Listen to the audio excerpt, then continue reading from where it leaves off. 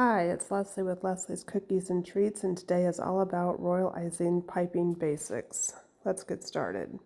You're going to want to grab your practice sheet and some detailed consistency royal icing as we go through the basics. First off, you should know that sometimes royal icing will clog the tip of your icing bag. If that happens, just pinch out the clog and then start again. So taking your detailed consistency royal icing, touch down and then lift up as you squeeze out a constant stream of pressure on your bag so that you get a nice straight line, and then touch down at the other end. Now let's do that again. Touch your icing bag down to the cookie, lift up and slowly drag with even pressure across the sheet. If you go too fast and your pressure's not even, your icing will break. Just go touch down again and fill in that area. If your icing is not sticking to the cookie at the start, you can either wipe off your tip and start again, or if your line is still straight, go ahead and place it down. Now take a scribe or a paintbrush and smooth out the line if needed where we had to fill in part of the line. Breakages in the lines usually happen when you don't have even pressure on your icing or when you go too fast, and occasionally it happens because of an air bubble. Now let's make another line, touch down, lift up. My icing is probably about a ½ inch off of the paper. Watch your icing, not the bag, and when you get to the end, stop squeezing and drop down. And let's make this last line. If your icing isn't sticking, as I mentioned before, just wipe off your tip and start again. Your icing should stick to the cookie without a problem. So touch down, squeeze, constant pressure, stop squeezing, and then drop the rest of your line down. Lifting the bag up in the air as you're squeezing your line helps keep the line straight. And if you have any takeoff points or little bumps where you start the icing line, you can always push them down with your scribe. Now let's work on the circles. You're going to want to touch down, and as I mentioned before, watch your piped icing, not your icing bag, as you slowly, very slowly go around the outside of the circle. You see how I'm lifting up with the icing bag? That is helping me to be able to guide it so it lands on the circle line exactly where I want it. Now it's kind of hard to do it when your hand gets in the way and you can't see your icing as well, but just go slow, constant pressure, lifting your icing bag about, maybe a ½ inch off of the paper, and then touch down when you're finished. Now, some people like to support their hand with their other hand. I personally don't work that way. I find myself to be even more shaky, but you can put your fingers against your wrist and support your piping hand. Now your icing consistency really will make a difference in how far up in the air you can lift your line. If you have a really runny flood consistency, you're going to have to work pretty close to the paper, and it's not going to be as easy to lift it up in the air and get those perfect lines. But with the detailed consistency icing, you should be able to lift it up as much as comfortable for you, but I usually lift it up about a ½ inch. Now my circle is not exactly the way I want it here, so first I'm going to take my scribe and push down the areas where the two ends meet so that they're smooth. And then I'm going to take a paintbrush that is very slightly dampened with water. I'm going to get it wet and then dry almost all the water off. And then I can push my circle into the shape that I want it very gently. You want the paintbrush to be wet enough so that the royal icing doesn't stick to it, but not so wet as you're introducing more water into your icing. So let's do the same thing with the smaller ovals. If you'd like more in-depth cookie decorating instruction, I do offer classes. See the link in the description for more details. With practice, you'll find it's much easier to have your line of icing up off of the cookie a little bit and then lay it down as you go.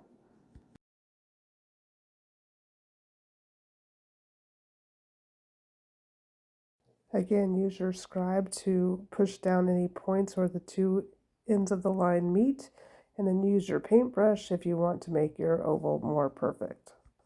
Moving down, let's make some little zigzags or 90-degree turns.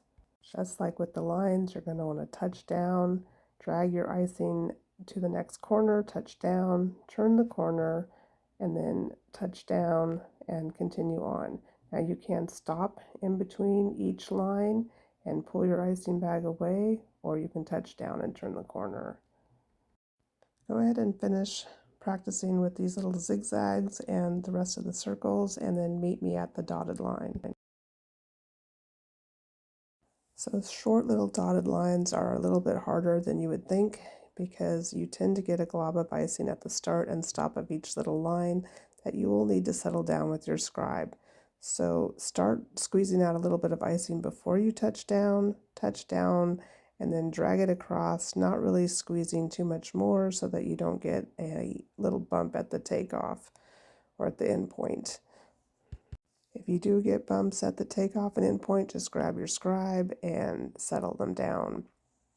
Continue to practice making short lines and then join me to make wavy lines. Like the circle, you're going to watch your icing as you come around the edge and turn the corner instead of the piping bag. Because these are tight little waves, you're not going to want to lift your piping bag too high off of the cookie, but you are going to want to have your line of icing in the air a little bit. Otherwise, your wavy line will be a little more jagged than wavy. And you can pause the video here and continue to practice wavy lines, or you can move on to the clouds. The clouds are a combination of both a curved area and then a point where you're going to be making a turn.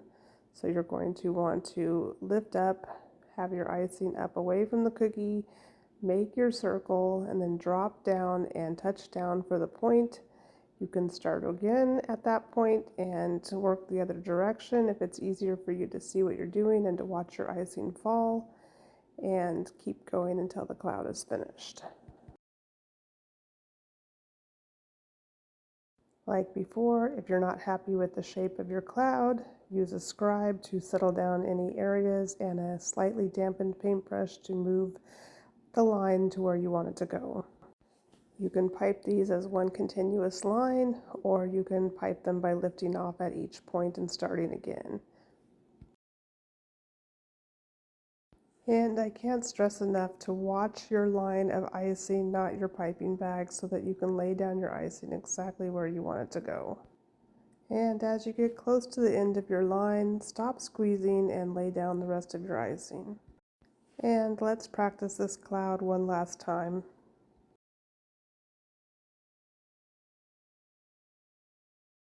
Try to squeeze with some constant pressure as you're going around the curved areas, and let up on this pressure of your bag as you come to the turns or the points, and then start squeezing with constant pressure again for the next curved area. So you're going to want to stop squeezing your icing bag as you get close to the end of each line so that you can lay down the icing that's in the air and not have a bunch of excess icing. Now let's move down to the squares. We'll come back to the dots later, but go ahead and touch down, lift up with your icing, and then touch down at the next corner in order to get a nice straight line on your square. And you can see one of the hazards of cookie decorating is mixing your icing without wearing gloves, because you get food color all over your fingers that stain your fingers for a day or two. I can't say that I have a green thumb because I'm good at growing plants. Sorry, I got distracted by my thumb. Anyway, moving down to the little rectangle with curved corners, go ahead and pipe around those, again, watching your icing as it drops.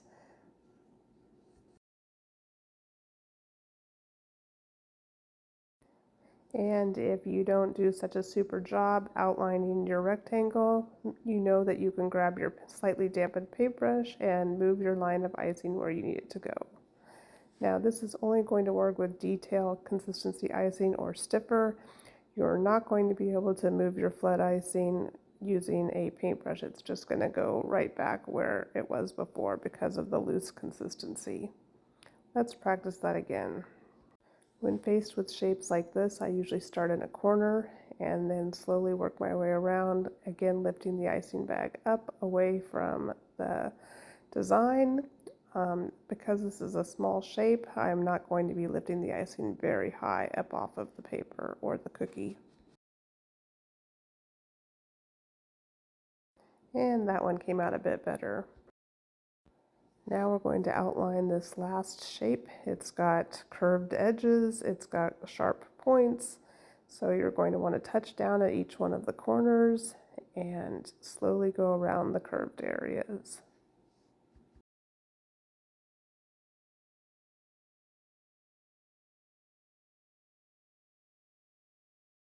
Now I'm going to grab my blue icing, which is just a slightly looser consistency, to make some dots. So go ahead and put your tip of your icing bag right in the center of those dots and wiggle your bag as you squeeze a dot right in the middle. You don't need to rotate your bag around in a circle, just keep squeezing until you get a ball of icing. The reason why we wiggle the icing a little bit is to help it settle down so that you don't have to use your scribe as much.